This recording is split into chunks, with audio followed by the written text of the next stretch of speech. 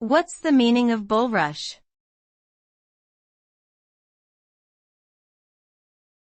Bullrush.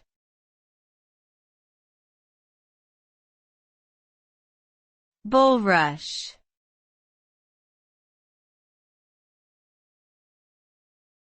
Bullrush.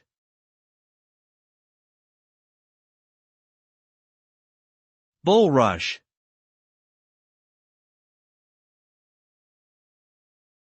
Bullrush can have different meanings depending on the context. In the botanical sense, it refers to a plant with tall spikes of flowers found in wetlands.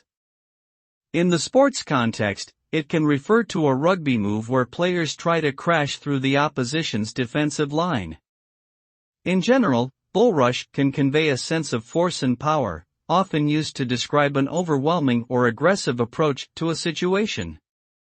The result of a bullrush can be both impressive in terms of achieving a goal but also potentially reckless and causing harm to others.